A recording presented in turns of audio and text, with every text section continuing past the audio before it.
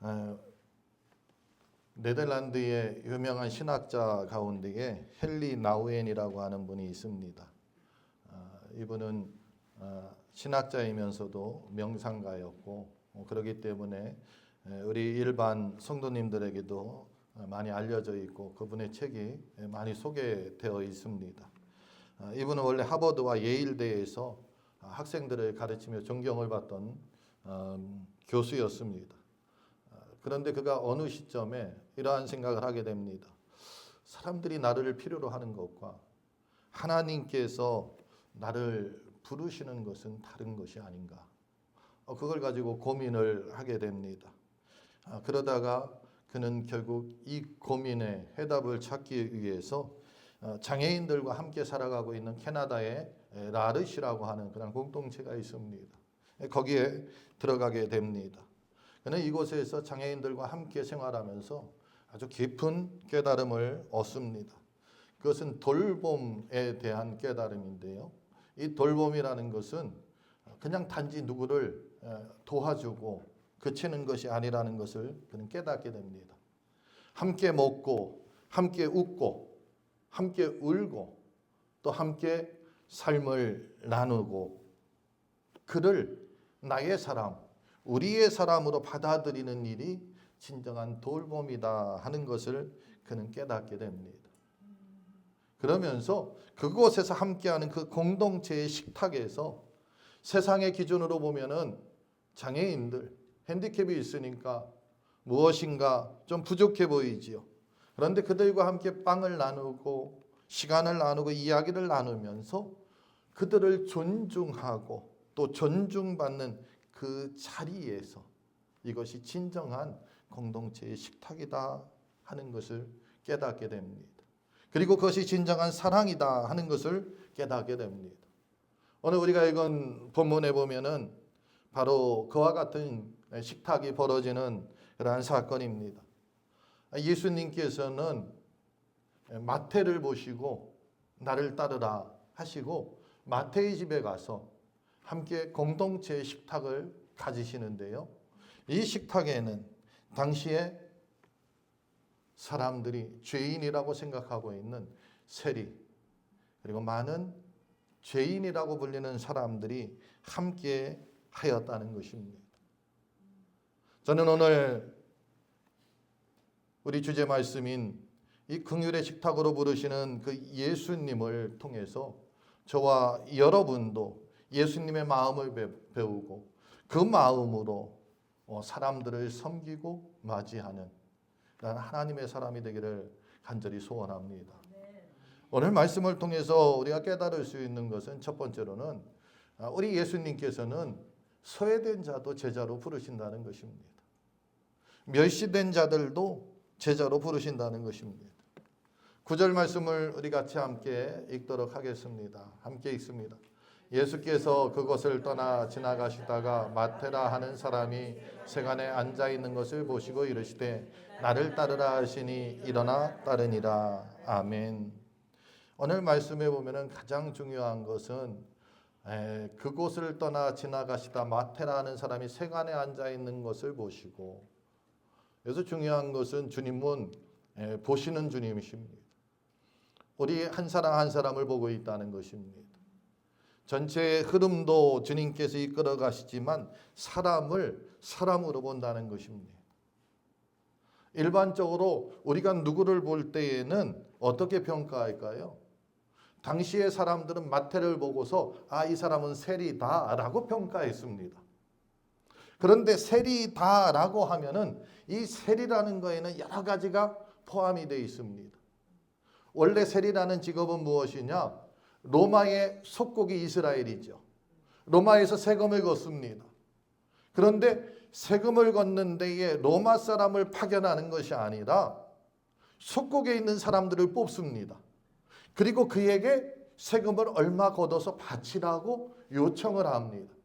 그러면 세리는 그 명령을 받아서 세금을 걷어서 로마 속국에 바치고 로마 제국에 바치고 나머지는 자기가 갖게 되는 거예요.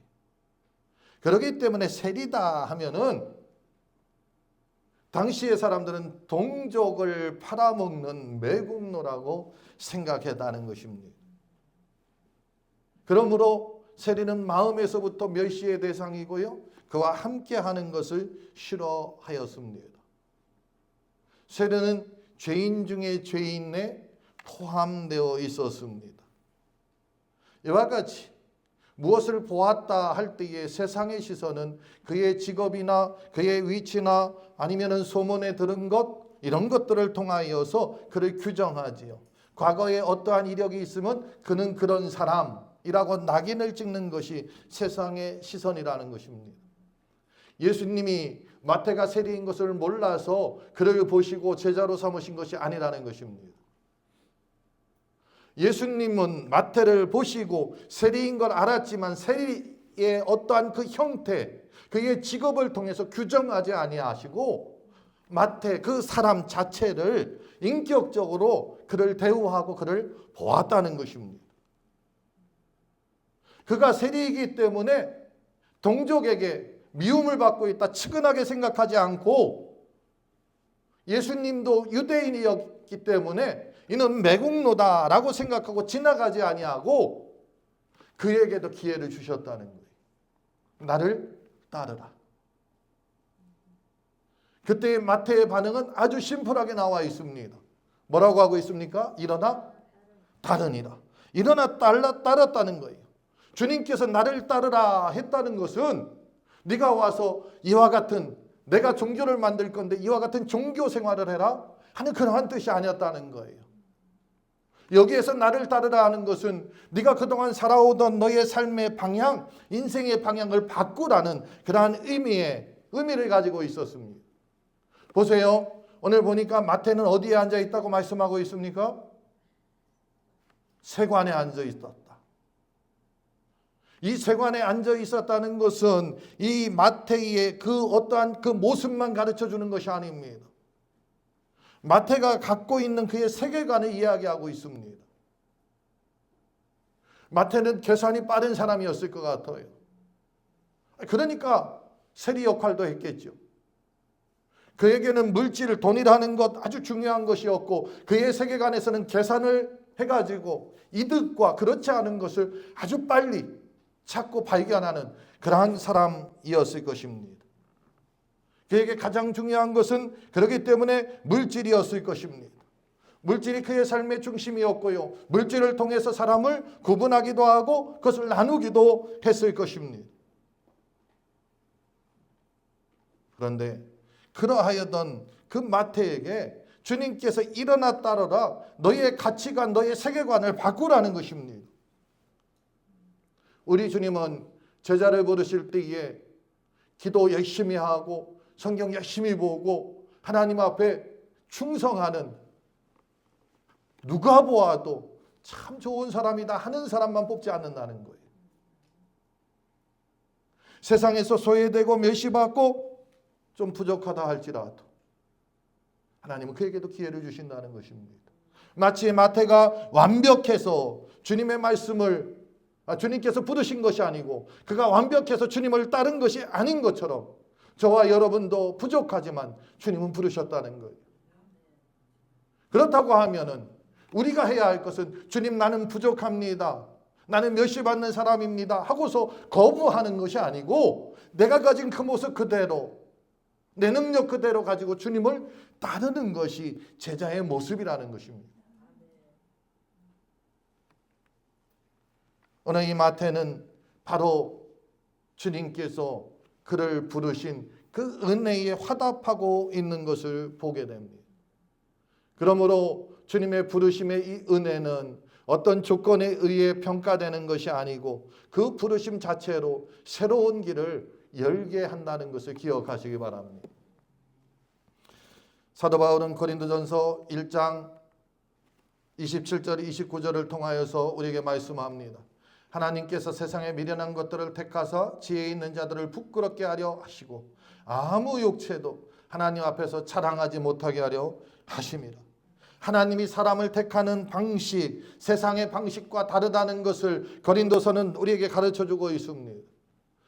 우리가 잘 알다시피 또 앞에서 말씀드렸듯이 세상에서는 능력 있는 사람, 깨끗한 사람, 좋은 사람, 평판이 있는 사람, 그들을 선택합니다. 그러나 하나님은 그러지 않다는 거예요. 오히려 약한 사람들을 택하신다는 것입니다. 그 이유는 무엇이냐? 아무도 자랑할 것이 없게 하기 위해서. 우리는 그냥 하나님 앞에 쓰임받는 도구임을 우리가 주님 앞에 고백하는 것이 하나님의 은혜에 대한 우리의 표현이고 방법이고 또 우리의 고백인 것을 기억해야 할 점이 있습니다. 오늘 본문에서 예수님께서 마태를 부르신 그 원리가 오늘 고린도전서, 사도 바울이 이야기한 고린도전서의 저 말씀과 같습니다. 예수님께서 세리였던 마태를 제자로 세우신 것, 세리도 괜찮고 죄인도 괜찮고 누구 나오라 하는 그러한 의미는 아니고요. 하나님 나라는 자격이 아니라 은혜가 먼저라는 것을 우리에게 가르쳐주고 있습니다. 그러므로 저도 그렇고 여러분도 그렇고 세상의 기준으로 사람을 보고 우리가 평가하고 저는 안 돼, 포기해서는 안 된다는 것입니다. 어떤 사람의 과거가 그의 미래를 규정하고 낙인 찍어서 안 된다는 것입니다. 우리도 주님의 마음을 가지고 그 누구든지 주의 복음을 받아 제자 될 수 있다는 것을 인정하고 나아가서 복음을 전하는 귀한 삶을 살아야 한다는 것입니다. 우리가 때로는 마태와 같이 우리의 세관의 자리에 앉으려고 하는 그런 유혹이 올 때가 있습니다. 우리의 세관의 자리는 물질이 될 수도 있고 체면이 될 수도 있고 또 어떠한 때는 나의 성취가 될 수도 있습니다. 그런가 하면 과거의 실패로 인하여서 낙인 찍힘 받는 그러한 자리일 수도 있습니다. 그러나 주님께서는 그 자리에 오셔서 우리를 부르신다는 것을 다시 한번 마음에 새겨두시고 오늘 이 한 주간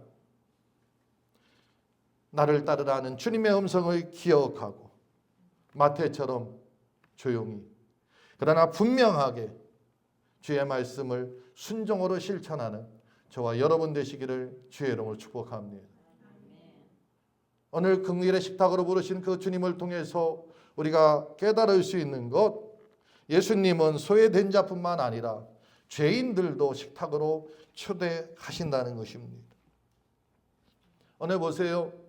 마태가 주님의 부르심을 받고 그의 첫걸음을 어떻게 시작했습니까? 성전으로 달려가서 하나님 앞에 기도하고 자신의 죄를 회개하고 예수님을 따랐습니까? 오늘 보니까 그러지 않았어요. 예수님을 자신의 집으로 모셔드리는 것으로 시작했다는 것입니다. 그리고 그 자리에는 이 마태의 친구들이었던 세리와 죄인들이 모였습니다. 왜 모였을까요? 무엇 때문에 그랬을까요? 아마 마태의 친구였던 세리들, 죄인들은 유대인들에게 이미 낙인 찍혀서 그들과 함께하는 그러한 자리에 가보지 못했을 것입니다. 그런데 예수님은 마태의 집을 찾아가셨어요. 그 주님과 함께하고 그 주님의 음성을 듣고 그 주님의 말씀을 듣고자 이 세리와 죄인들이 그 자리에 모인 것입니다. 10절 같이 함께 읽습니다. 예수께서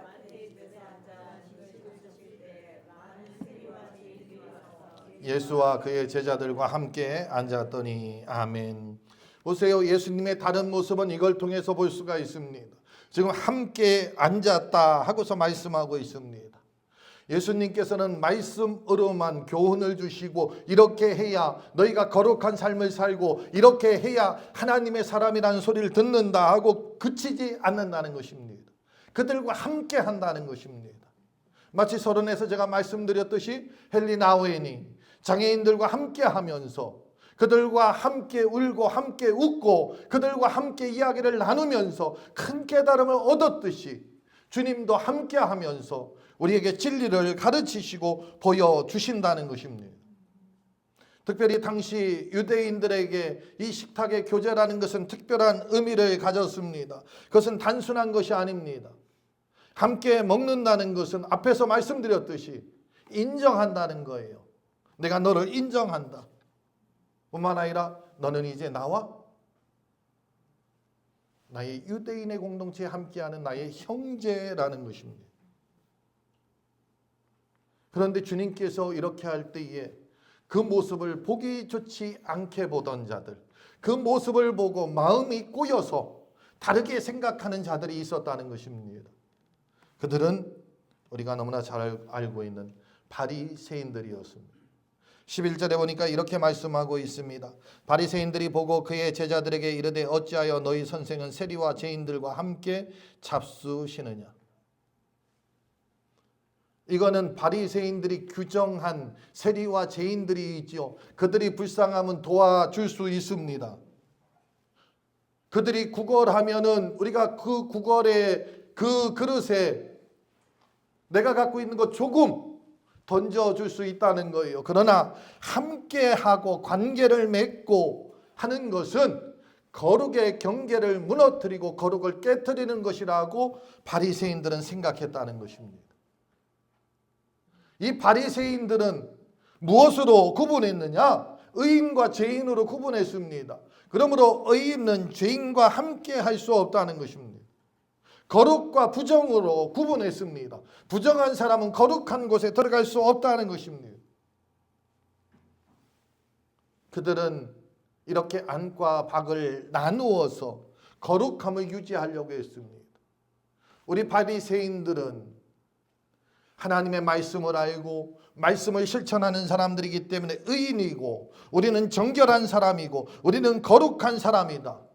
그렇기 때문에 이 거룩을 유지하기 위해서는 부정하고 더럽고 하나님의 말씀을 따르지 않는 너희들과 함께 할 수 없다. 구분했다는 것입니다. 분리했다는 것입니다. 경계를 분명히 그어놓았다는 것입니다. 그런데 예수님은 그 경계를 넘어섰습니다. 세리와 죄인들을 이 경계 밖에 두는 것이 아니라 그들을 부르셔서 함께 식탁에 앉으셨다는 것입니다. 우리 여기서 중요한 걸 깨달아야 합니다. 물론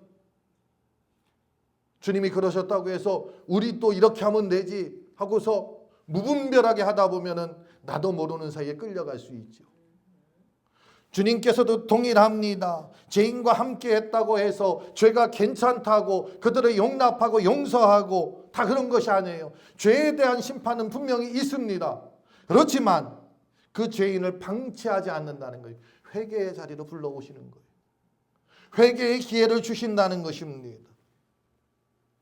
주님께서 이와 같이 그들과 함께한 이유, 그것은 죄가 사람을 얼마나 무자비하게 무너뜨리는지, 그리고 그 사람을 얼마나 하나님으로부터 멀어지게 하는지 이미 알고 계셨다는 거예요.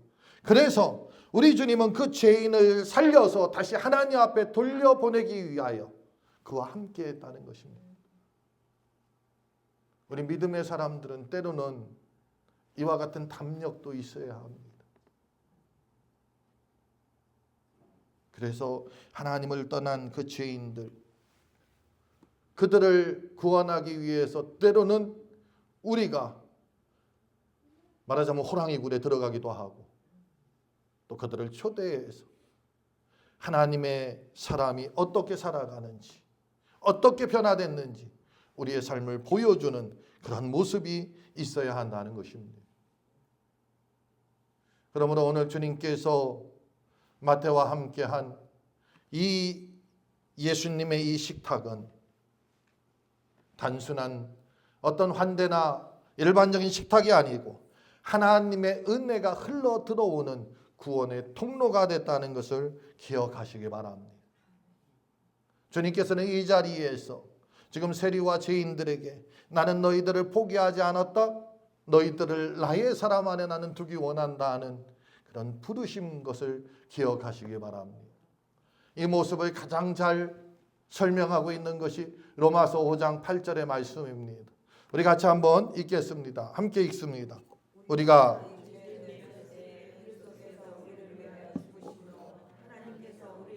자기의 사랑을 확증하셨느니라. 아멘. 이 말씀이 오늘 주제인 이 긍휼의 식탁에 대해서 가장 잘 설명해 주는 그런 말씀입니다. 예수님께서는 내가 괜찮아진 뒤에 그래 나의 제자로 와라 부르신 것이 아니라는 거예요. 사도 바울이 주신 말씀에 보니까 내가 아직 죄인 되었을 때에, 우리가 아직 죄인 되었을 때에, 내가 죄 가운데에서 벗어나지 못하고 자격이 없고 변명할 수도 없는 그때에 주님은 나를 부르셨다는 것입니다. 그러므로 마태의 집안에서 죄인과 함께 앉으신 그 예수님의 그 모습은 훗날 십자가에서 죄인을 위하여 죽으시는 예수님의 사랑을 잘 나타낸 그러한 말씀입니다. 그리고 이 긍휼의 식탁, 예수님의 식탁은 십자가의 예고편이다 이렇게 볼 수가 있습니다. 내가 나를 희생함으로 너희를 구원의 길로 인도한다는 것입니다. 사랑하는 성도 여러분, 우리 주님의 사랑은 어떠한 자도 외면하지 않습니다. 심지어 죄인이라 할지라도 외면하지 아니하고 가까이 하시고 죗값을 지불해 주시고 그 죗값을 담당하시는 사랑의 주님이신 것을 기억하시기 바랍니다. 기억하고 그치는 것이 아니라 우리도 삶에서 실천해야 되겠지요. 한 주간 또 우리가 살아가면서 우리가 정말 긍휼의 식탁을 베풀므로 인하여서 주님의 사랑을 한번 표현해보는 한 주간 되길 원합니다. 정말로 식탁의 자리를 만들든지 아니면은 커피 한잔 하면서 복음을 전하든지, 그게 아니면은 하다못해 전화를 한 통 걸어서 오랜만에 안부를 물으면서 그에게 위로의 말을 전하든지 어떠한 것이든지 괜찮습니다. 주님께서 역사하면은 그 우리의 행동이 복음의 위로가 될 줄 믿습니다. 오늘 말씀 세 번째 우리에게 주는 교훈은 예수님은 죄인을 회복으로 부르신다는 것입니다. 부르시는 이유가 있습니다. 그냥 이곳에 와서 나와 함께 즐기고 나와 함께 만찬을 나누자, 물론 그것은 그 이후의 일이죠. 부르시는 이유는 회복을 위해서 부르셨다는 거예요. 오늘 성경이 이렇게 말씀하고 있습니다. 나는 의인을 부르러 온 것이 아니요 죄인을 부르러 왔노라. 바리새인들은 거룩이라는 이름으로 사람을 구분하였고 경계라는 그러한 이름으로 사람에게 정결이라는 이름으로 사람에게 경계를 세웠습니다. 그런데 주님은 그 밖에 밀려난 모든 사람들을 지금 부르러 왔다는 것입니다. 그러면서 의사와 그렇지 않은 사람, 이 비유를 통해서 주님께서 말씀하고 있지요. 의사는 건강한 자에게 필요 없으나 병든 자에게 필요하다 하는 말씀을 줍니다. 마찬가지로 나도 의인을 부르러 온 것이 아니라 죄인을 부르러 왔다 이렇게 말씀하고 있습니다. 그럼 주님께서 처음에 의사의 이야기를 할 때에 바리새인 노인들은 의로운 사람이고 마태를 비롯한 세리나 죄인들은 의롭지 못한 사람이라고 구분지려고 한 것이 아니라 자기 인식을 하라는 겁니다. 그 인식이 무엇일까요? 그건 이겁니다. 의사에게 누가 갈까요? 환자가 가죠. 환자가 다 가나요? 아니죠. 어떤 환자가 갑니까? 많이 아픈 사람? 어떤 환자가 가냐면 많이 아픈 사람도 아니고 조금 아픈 사람도 아니고 내가 아프다고 하는 사람이 가요. 당장 내일 죽을 것 같은 사람도 나는 아프지 않다고 하면 가지 않습니다. 이게 자기 인식입니다. 누가 구원받습니까? 그렇죠. 내가 하나님이 필요하다는 사람이 구원받는 거예요. 이 세상에 내 힘으로 살아간다 하는 사람들, 그들은 구원받기 어렵다는 것입니다. 그러므로 이 말씀을 통해서 우리가 또 알 수 있는 것, 복음은 자랑하는 자에게는 닫히고 이 복음은 가난한 마음을 가진 나는 죄인이다 하는 사람들에게 열린다는 것입니다. 의사는 병든 자를 찾아가서 고칩니다. 그러나 예수 그리스도 구원자는 죄인을 찾아가서 고쳐서 회복시키는 것이 주님의 역할이라는 것입니다. 주님의 사명이라는 것입니다. 마태복음 9장 13절 상반절에 보면 너희는 가서 내가 긍휼을 원하고 제사를 원치 아니하노라 하신 뜻이 무엇인지 배우라 하고서 말씀하고 있습니다. 이 말씀은 호세아 6장 6절을 인용한 말씀입니다. 여기 보면은 제사를 원치 아니하고 하는 말씀이 있어요. 그래서 우리 주님은 이와 같은 우리의 예배를 원치 않는가? 어떤 분이 이런 착각도 합니다. 그러다 보면 이 예배의 자리가 가벼워질 수밖에 없어요. 해도 그만 안 해도 그만. 와도 그만 안 와도 그만. 더 가벼워지면은 어떻게 될까요? 뭐 나 하나쯤이야. 주님은 그런 뜻으로 이 말씀을 하신 것이 아닙니다. 제사라는 것이, 예배라는 것이 죄인을 살리고 공동체를 회복하는 것이 예배의 목적이라는 것입니다. 그러므로 이 예배의 자리에 우리가 나올 때에 나의 죄인 된 것을 내어놓아야 되고요. 우리 공동체가 함께 힘을 얻기 위해서 우리의 부족을 고백해야 됩니다. 나를 자랑하는 자리가 되어서는 안 된다는 것입니다. 그러나 바리새인의 제사는 그러지 않았다는 것입니다.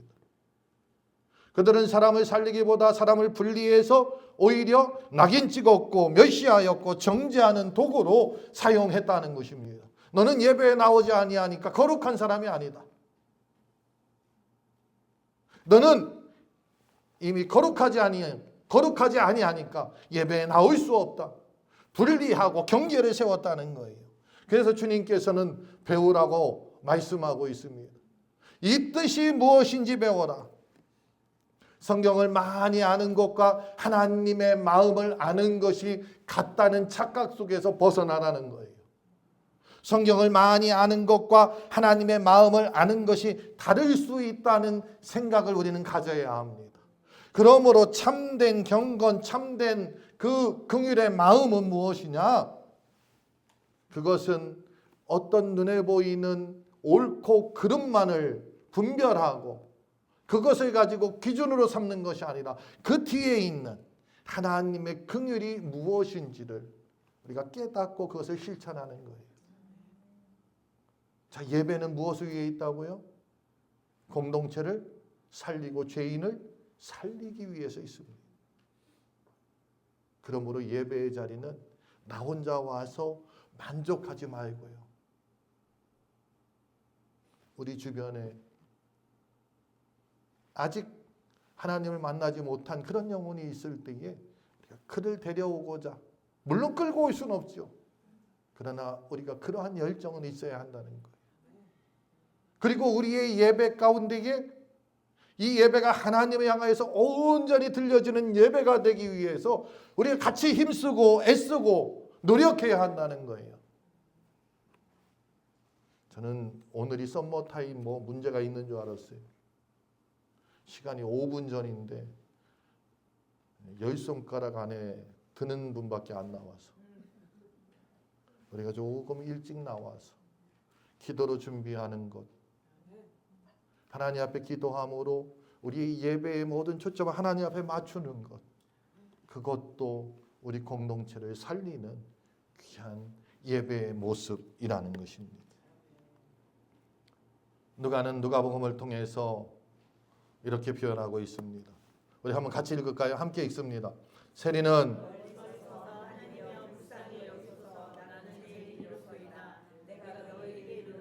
이에 저 바리새인이 아니고 이 사람이 의롭다 하심을 받았느니라. 아멘. 자, 이 말씀은 예수님께서 하신 말씀인데 누가가 이 말씀을 누가복음에 기록했습니다. 바리새인과 세리를 대비시킵니다. 바리새인은 자기의 의를 내세웠어요. 그런데 세리는 자기가 죄인임을 인정하였습니다. 그런데 주님께서는 누가 의로운 사람이라고 말씀하셨습니까? 세리가 의로운 사람이라고 말씀했다는 것입니다. 오늘 우리가 읽은 본문을 너무나 잘 표현하고 있는 그런 말씀입니다. 의롭다함을 받는 길 자기의 의가 아닙니다. 오히려 긍휼을 구하고 주님 앞에 엎드리는 자, 나아가는 자가 의롭다함을 받는다는 것입니다. 사랑하는 성도 여러분, 우리가 신앙생활을 오래 하다 보면은 자기도 모르게 바리새인처럼 될 때가 있습니다. 그럴 때 있잖아요. 저도 그럴 때가 있습니다. 말씀을 묵상하면서 기도하면서 할 때는 그러지 않은데, 그러지 않을 때에 언뜻 어떠한 모습 보고 어떠한 행동 보고 저 사람이 왜 저럴까? 교회 다닌다고 하는데 이럴 때 있잖아요. 이럴 때 있습니다. 그러면서 아직은 저 사람이 조금 더 말씀 앞에 더 넘어져야지 하면서 판단하는 마음이 생길 때가 있다는 것입니다. 근데 주님은 오늘 본문을 통해서 그러한 나 자신을 보고 내 마음을 보고 주님의 마음을 배우라 말씀하십니다. 주님은 나와 같은 사람도 품으셨고 십자가로 나의 죗값을 담당하셨고 회복시키셨습니다. 그러므로 우리도 같은 마음으로 우리의 지체들 이웃을 대해야 할 줄 믿습니다. 바라기는 주님의 마음을 본받아 긍휼을 실천하는 저와 여러분 되시기를 주의 이름으로 축원합니다. 기도하겠습니다. 사랑의